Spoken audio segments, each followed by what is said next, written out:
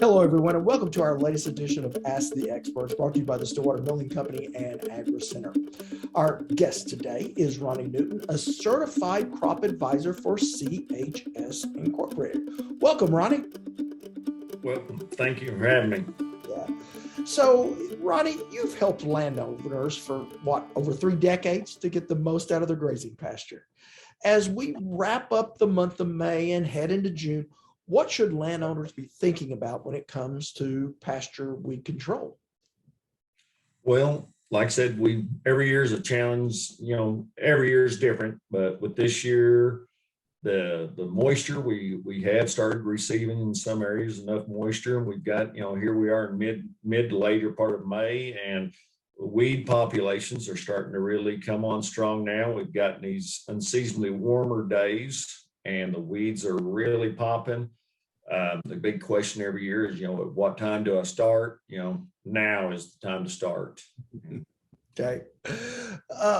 So if we're starting now, I'm assuming that, and I'm going to kind of jump ahead a little bit here. If we're talking economics, if money's tight and a landowner is weighing whether they should fertilize or spray for weeds, what do you recommend?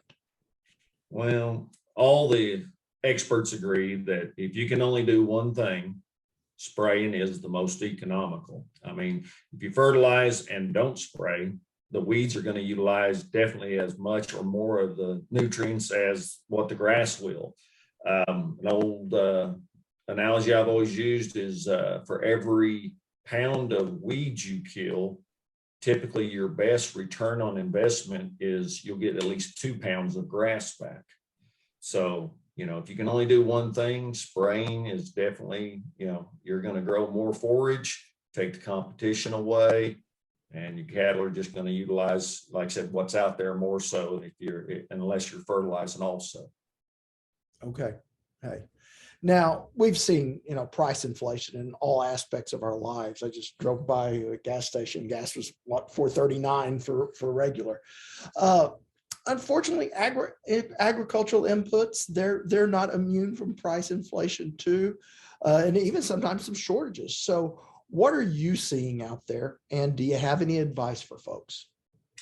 Well, again, the ag chemical world is not immune from all the increases either, and maybe more so than others. In years past, a lot of guys could pencil in, $5-7 an acre for a pasture chemical application. Just as a good rule this year, you're looking at probably around $10 an acre. And a lot of our pasture sprays have, in some cases doubled over last year's. But then again, you go back to saying, well, it's going to cost $10 in chemical per acre roughly. Well, what does that correlate in forage? I don't think you can go to your local feed store and buy a small square bale of Bermuda for $10 anymore. Right. And so even though our cost inputs are higher this year, it's still the best bang for your buck. Okay. So really, one final question I'd like to ask everyone: what's the one thing that you tell landowners that they need to be doing right now, when everybody you talk to? Well, as far as just on the spraying side, sure, yeah, you just give us some advice and throw some knowledge at us. Some advice. Well, allocate your money where obviously where it's most economical. If you can't spray your entire place, and in many cases our hay meadows, you got to raise some good quality hay for this winter.